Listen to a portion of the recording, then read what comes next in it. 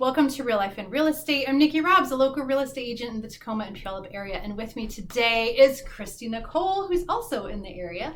But Kristi brings a really unique perspective and some great stories because we're going to talk about her first flip. So if you've been thinking about how do we get started in making investments and making them profitable quickly, then you definitely want to tune in for this one. So thanks for coming, Kristi. Thanks for having me. This is my first podcast, so I'm pretty excited. Look at that. It's amazing. And it's so easy. Yay! Yay! So which state were you in when you did it for your first flip? So here in Washington State. Okay. Yeah. Mm-hmm. And you've been a few places, so I figured we should start with that.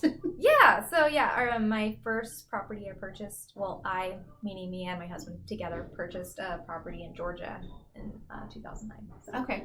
Yeah. But that wasn't a flip. That was invest and then hold, rent out. That was our just a primary residence at the time, and then he was in the Navy, so we kept having to move. And we would turn our primary residences into rental properties because we weren't sure if we're gonna move back. It's so true. You just don't know. So, yeah, all of our family is in Georgia mainly, so we kept that property. We rented it not because I wanted to be a landlord, but because I wasn't sure if I needed that house still. Yeah. If we were stationed back in Georgia, but we weren't, so ended up moving and eventually moved out to Washington State. So. All right. So what got you excited about turning this particular property into a flip and not just holding on to it or maybe a future rental since you had a couple? What were the earmarks that made this a flip? That's a really good question. It's kind of hard to make that decision actually, and it's interesting that you asked that because I was actually comparing holding the property or flipping it all the way up until like a couple weeks before it was finished with the remodel. Oh. I ended up asking a lot of people that had done flips and remodels and holds and all that stuff. I called them up, people that I had met through Washington real estate investing groups called Worry. People that I've actually never had conversations with. I called them and I was like, hey, I've got my first flip and I don't know whether to hold it or flip it and sell it. Yeah, and then that brings cold calling to a whole new. But they were so nice. Like the couple people that I ended up calling and talking to, they were just awesome and open and happy to answer questions. Because at the end of the day, if you're the final decision on whether to flip or hold is going to be long-term wealth building. Flip is going to be cash flow. Okay. So when you let something go, you're pocketing the cash and you're walking away from it, which in a way, like if you're wanting to build wealth long term and you want to hold that property, that's awesome, and there's times and place for that. But flipping, there's a different type of reward in seeing a house like get fixed up and then being able to release it to a new buyer and have a family move in. Like there's something that feels really good about that. Yeah. So sort of like, well, I rescued a house. Yes. I rescued a house and now a happy family will move in. And all the neighbors will be happy. Well, that's a huge part of it though, is that you made the whole neighborhood happy because often a flipped house is something that had been a problem or an eyesore or something where it didn't quite fit. Yeah. Is that how do you find a flip?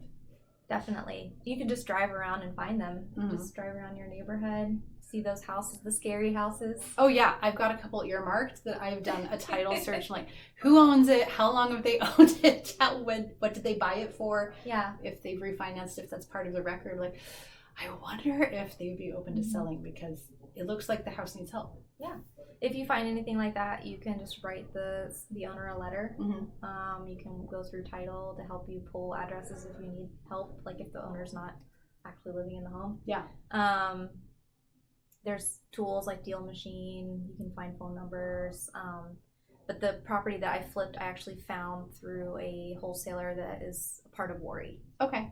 Yeah. And she's also a female wholesaler. There's not that many of them. Oh, right. It's kind of cool. Girl power. All right. So walk us through the whole process. It's your first flip. You just found this house. And then what were you thinking? So another interesting question. So I've helped Theory Real Estate. They also do investments too. And so I've been helping them analyze properties for a little while. And this was a property that I actually analyzed for them first. So it was a property that after running numbers, they decided they weren't going to take this one. And it ended up coming back around. So basically I just kind of told them, I was like, hey, I'm interested in this property that I've already analyzed. And I was like, okay. And I just set into motion, like finding financing and all of that, which it all came together way faster than I thought. And when I ended up closing on the house, I was just in shock. I was like, oh my gosh, that's awesome. This happened so quickly. So what kind of work did this house need? It needed everything. New roof. It didn't take it down to the studs. The house was built in the 20s, so it does have that plaster. And plaster. Yes. Yes. That fun stuff. So, I mean, I've seen people do flips where they get all the way down to what is it? It's not the studs. And plaster. That cool stuff. Yeah. I've seen houses that get down to that.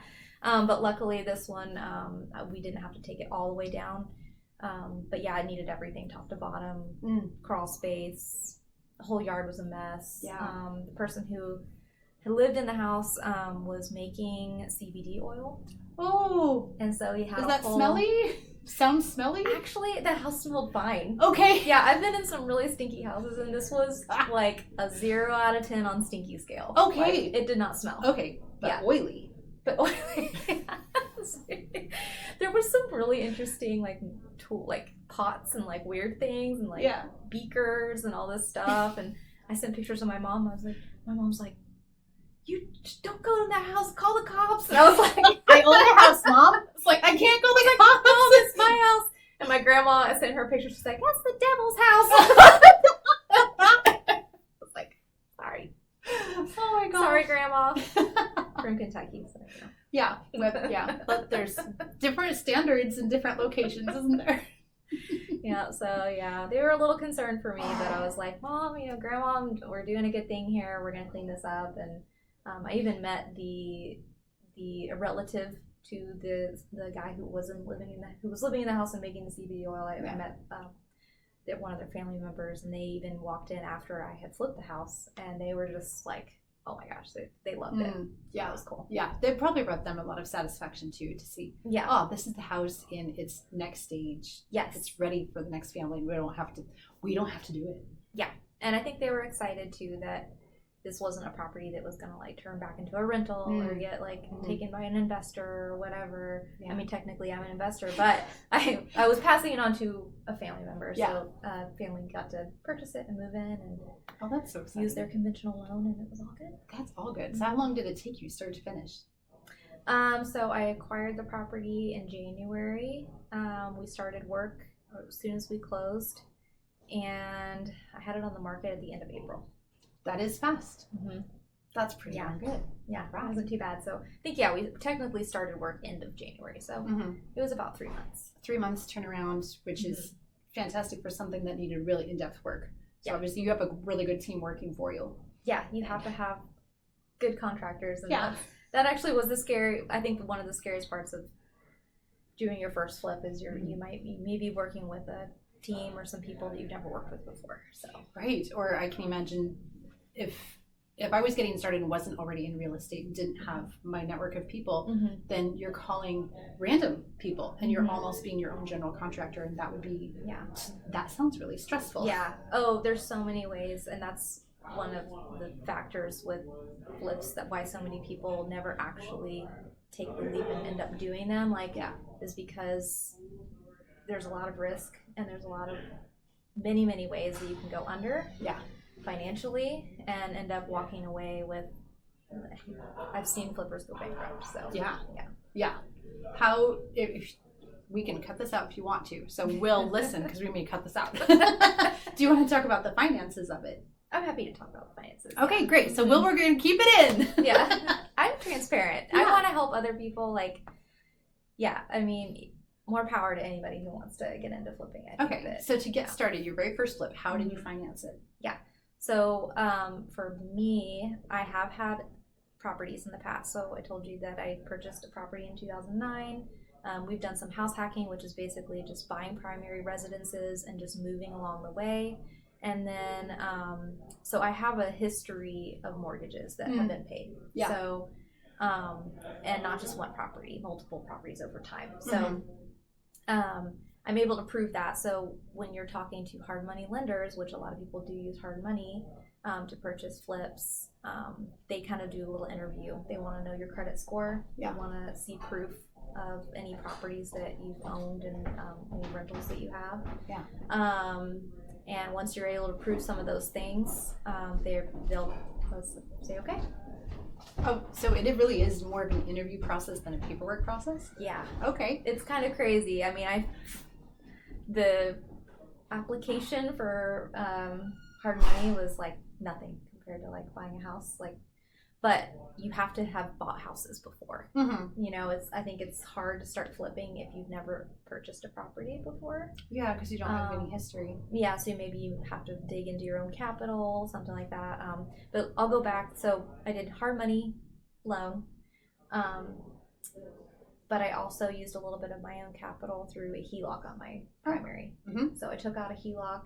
I had that money set aside, and I was able to use that for the down payment. And then the hard money loan, what they do is they go in and they purchase the property in cash. Mm-hmm. And then I basically pay them. And hard money loans are not cheap. The interest rate is typically 10 to 12, maybe 13%. Yeah. And so I'm paying that payment every month. Mm-hmm. Which is almost like a mortgage payment, and then of course you pay them their fee and their you end up getting the down payment back when you sell it, but yeah, it's not cheap. So No, you have to factor all those costs in. That's a lot of costs. So you're factoring in not just the purchase price, but the interest rate, your hard money loan, and then all of the repairs. Yes. So you've got to have a team. You have to know what you're talking about. You have to be able to get bids quickly about. Yeah. Wow. Yeah, and that's there's a lot. Some really great spreadsheets you can find on biggerpockets.com, and then if you go into like Worry or any of your local Facebook groups, you can ask realtors or just anybody, just say, hey, can you share your pro formas with me? Mm-hmm. And pro forma is just another word for our budget spreadsheets. Okay. And that'll help you kind of plug and play. And so I'm not into math. I hate math. I don't like math. But like I can put a number in a slot, and then as long as it comes out green, I'm happy. I'm good at worksheets. So. That will work. So what tips and tricks do you want to pass on today for other people thinking about, this is my first flip, or I'm looking for a first flip? Obviously you've had real estate experience and that helps, but for someone who doesn't, where would they start? Yeah, so if you don't have experience in real estate, you first thing, talk to a realtor, because you're going to save yourself so much headache and time, and they're going to be able to source deals for you. Yeah. So, working with a realtor, they're your boots on the ground while you're working your job. They're doing their job helping you. Yeah. And realtors are worth every penny. I mean, I think that it shows. I mean, working for Theory Real Estate, they've been doing flips for over, 30 years or something. Yeah. And they pay realtors, and they pay them to find the property. They even pay realtors of their listing commission, because we're worth it, at the end of the day. So we do work so you don't have to. Yeah. I mean, really. We're worth it. We let you keep your day job. Yeah. We can say that all day long, that we're worth it, but I feel like you don't really know until like maybe you try to go find your own flip and start doing this on your own, and then, I mean, who knows, maybe you get lucky and you just are able to do it on your own. But I'd say if you want to streamline it and you want to find something sooner than later, find a realtor with some experience finding investment properties. And then let's see what else. Gosh, how do you find a hard money lender? That's a good question too. I would say, your local investment groups, networks, meetups are great places to meet. So we can ask you. You can ask me. You can ask me, or go to the next Worry event. Go to whatever state, wherever you're listening. They have these everywhere. Yeah. So really and then find the next event. And find that hard money lender, because they go to those events because they want to find. Because they're looking for you. Yeah. They're looking for the investor. Yes. The investor's looking for the money. Everyone's looking for the contractors. Yes, find that person, and then when you're interviewing these hard money lenders, like make sure that it's someone else maybe has used, and that's why networking is so important. Is because things get around in networking. Good quickly. point. Yes. Yeah, like if you, it's not that big of a world. No, and if like a hard money lender maybe that has done some things that were unsavory or something, it gets around quick. So if you're in those networking events and you start talking to other investors, other realtors, blah blah blah, about, you know, who do you trust, or maybe you have a hard money lender approach you, you can just say, hey, do you trust this person? Have you heard anything about them? Yeah, you'll find out. Should be pretty simple. We'll find out pretty quick. Word of mouth will tell you. Yes. So there's some really great people out there that are just awesome to work with. So it sounds like your first flip was not that difficult and fairly smooth and pretty darn satisfying. Yes. So how many have you done since then? None. But I hear you talk about it, that you're on the hunt for your next flip. I am. Yeah. Real estate is also emotionally draining. And everybody's different type of personality. I'm the type of person that, like, if I, like, that was my first flip, and for me it was emotionally draining. It was draining on my bank account, which caused me more stress. And, you know, there's just so many stresses that go into flipping a property. There's a lot of risk and a lot of weight. So for me, I was like, okay, I'm going to just table this for a few months, come back to it, and I do plan on acquiring another property in like November, December. Is that a strategy so that it's ready to sell in the spring? Yep. Yeah. Yep. I thought so. Realtors, you know, we know. Buy in the fall, sell in the spring. Yeah. And I do that because it's a stress, and it's the amount of risk I want to take on. True. I mean, I could buy a property right now and list it in December and still make money. It's not saying that you can't purchase properties any time of year and make money. Yeah. It's just personal preference. So. It is, because we also have personal lives that we have to balance along with that. I have to balance how much stress my family is undergoing with school or work or whatever. Pets can cause stress. And sometimes, like, no, I actually have so much going on over here, I can't take on more over here. And especially a flip, that's a whole extra job beyond what you already do. Yes. I've already forgotten, though. It's kind of like having a baby. Oh. I've already forgotten the pain. Yes. I think I'm ready for my next one. Perfect. So how much was what was the profit off of that? And did you feel that was a fair compensation for not just the work being done, but the amount of stress and emotional input that you had? I feel like I did a really good job with, you know, my budget, trying my best to stick to budget. I already know just from working with investors enough times that you're going to go over budget. You will be behind and you will be over budget. So make sure when you do your budget, you put in a buffer because you're going to go over budget. So make sure you factor in the I'm going over budget. And so because I did that, and I think I also, because I listed aggressively the list price, I got an offer immediately. They didn't go back on market. They waived their inspection. Wow. Which for a flip is pretty rare. People don't trust flippers. Had you done a pre-listing inspection anyway? I had it inspected before I did the remodel. Oh, okay. So you had very recent information. Oh, so I knew, because that's, as a flipper, we want to do it right the first time, right? Because we don't want, you know, the more buyers that I have come through the house that go back on market or whatever, 30 days is huge. When I'm paying 10 to 13% on hard money. Yes. I don't want to wait another 30 days to close. I need to get, this property's got to go, right? Yeah. So I feel like at the end of the day, my profit was perfect. It was what I had estimated. And then, of course, when you're flipping properties, you do have to pay a lot in taxes. So you have to factor that in too. But is that in the worksheet? Oh, yeah. Okay, good. Oh, yeah. I don't want that to be a surprise at the end. I believe it's like 30-35%. Yeah. Ooh. It's quite a bit.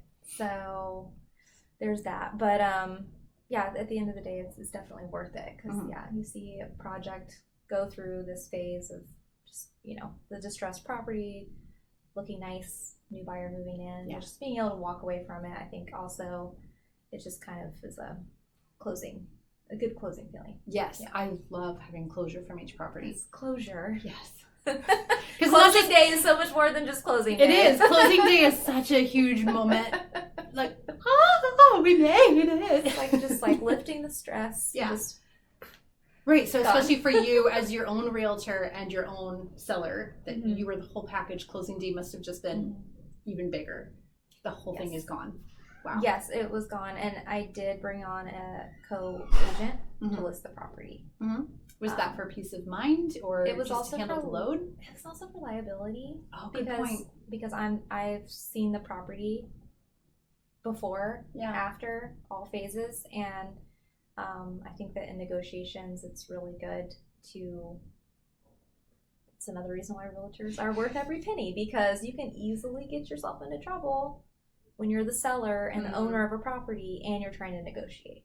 Yeah, because then you've got more emotions involved than Yeah. your agent does. Yeah. And I'm an awful liar. I don't lie. I don't lie.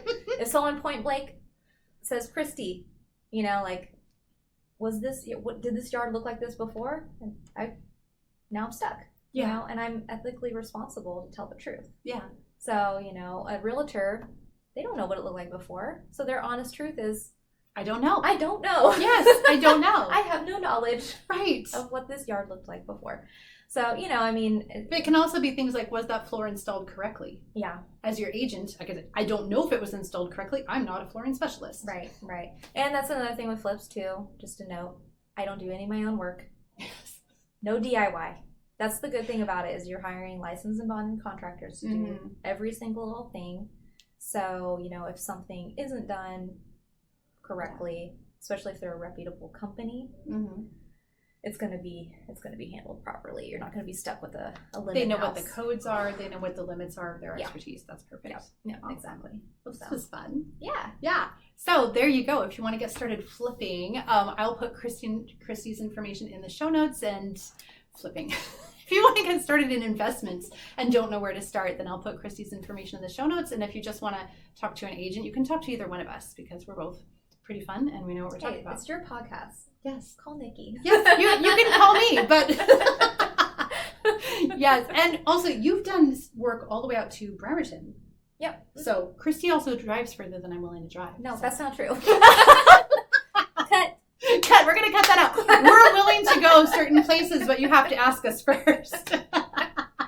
I will drive to Bremerton if you're extra nice. Sometimes. Buy me cookies. and for the right house, right? For the right house, for the Yeah. right client, I'll go there for. Want to buy $1 million house? Yes, happy to. I'm Yeah. going to Bremerton. Well, thanks for listening today. This episode was edited and produced by Will Robbs. Thanks, everybody. Thank you.